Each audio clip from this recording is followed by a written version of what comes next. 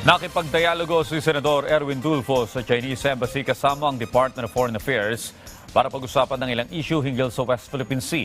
Matapos naman ito, nagkaroon ng All Senators Caucus sa Senado kung saan napag-usapan din ang naturang dialogo at iba pang issue. Yan ang report ni Luisa Erispe. Kasama ang Department of Foreign Affairs, personal na nakipagdialogo sa Senate Committee on Foreign Relations Chairperson Senator Erwin Tulfo kay Chinese Ambassador Jing Quan. Ito'y matapos ang mainit na sagutan ng ilang senador at ng Chinese Embassy sa social media hinggil sa issue sa West Philippine Sea. Ayon kay Senator Tulfo, produktibo daw ang naging usapan. Katunayan, bukas ang China na pumirma sa Code of Conduct na magpaplansya sa gusot sa issue sa South China Sea. Open sila to sign at mukhang interested din sila kasi kasama sila doon sa meeting ng Code of Conduct, pag-creation ng Code of Conduct, nandoon sila. So, I would assume may mga inputs din sila doon kasi lahat naman ng parties, Malaysia, Vietnam, Brunei, tayo, ay amenable doon sa Code of Conduct na yun.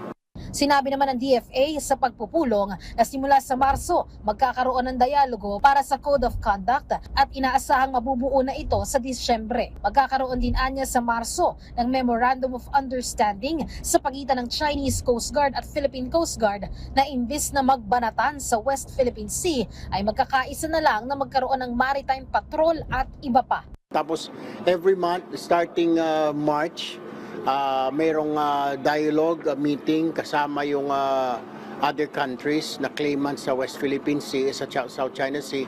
Ganon din ang China. So ongoing ito kaya sabi ni Secretary Lazaro, hopefully matatapos ito by December.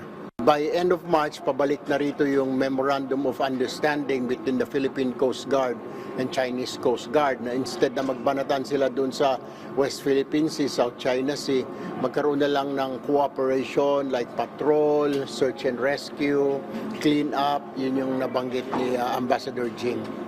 Nakikita man ni Senator Tulfo na matutuldukan na ang banatan sa pagitan ng Pilipinas at Chinese Embassy. Naipaliwanag na rin sa embahada na democratic country ang Pilipinas at may batas sa freedom of speech.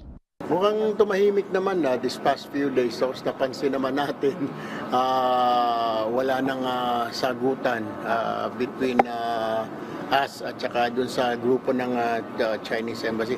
Inilatag naman ni Senator Tulfo sa All Senators Caucus ang napag-usapan nila ng Embahada ng China at ng DFA. Sabi ni Tulfo, satisfied naman ang ibang mga senador. Posible naman na masundan pa ang meeting sa Chinese Embassy kasama ang iba pang senador.